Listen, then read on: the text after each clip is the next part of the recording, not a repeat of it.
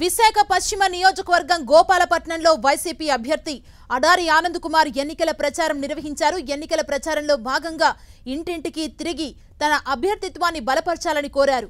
YCP పార్టీకి మద్దతు తెలిపినందుకు వర్తక సంఘం సభ్యులు, వ్యాపారుల్ని టీడీపీ ఎమ్మెల్యే అభ్యర్థి గణబాబు బెదిరించడంపై మండిపడ్డారు. వర్తక సంఘం సభ్యులకు, వ్యాపారస్తులకు వైసీపీ అండగా నిలబడుతుందని భరోసా ఇచ్చారు అడారి ఆనంద్. మీకే జగనానికే రుణపడి ఉన్నాం మేము. అతని వల్ల ఇలా ఉన్నాం మేము. మాకు డబ్బులు అంటే దేవుడి గుళ్ళు అంటే మాకు తెలిసింది కాదు. అతను 2 సార్లు వేస్తే ఆ 2 సార్లు ఆ డబ్బులు పట్టుకుని నేను యాత్రకి వెళ్ళాను. నేను చూడలేని యాత్ర చూశాను. అతని వల్ల చూశాను. ఎవరైనా యాత్రకి వెళ్ళొస్తే అమ్మ గొప్ప అయిపోయింది. వాళ్ళ యాత్రకి వెళ్ళి వచ్చి నాకు 3 డబ్బులు డబ్బులు అనేక పేపర్లో నేను చూడడం జరిగింది. ఇక్కడ వ్యాపారస్తుల్ని, అలాగే ఆర్పీల్ని, అలాగే ఇతర ప్రభుత్వ ఉద్యోగస్తుల్ని, స్థానికంగా ఇక్కడ ఎమ్మెల్యే అభ్యర్థి, టీడీపీ ఎమ్మెల్యే అభ్యర్థి గణబాబు గారు అందరినీ బెదిరిస్తున్నారని చెప్పి పేపర్లో చూడడం జరిగింది.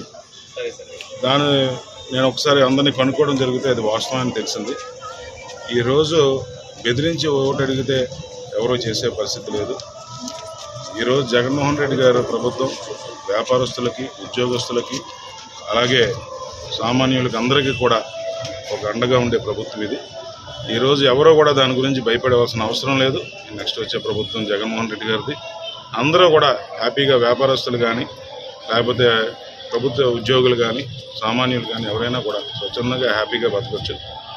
మేము ఎటువంటి ఇబ్బందులు పెట్టే విషయం లేదు. అలాగని ఎవరైనా ఇబ్బంది పెడితే కూడా మేము ఊరుకుండే పరిస్థితి కూడా లేదు.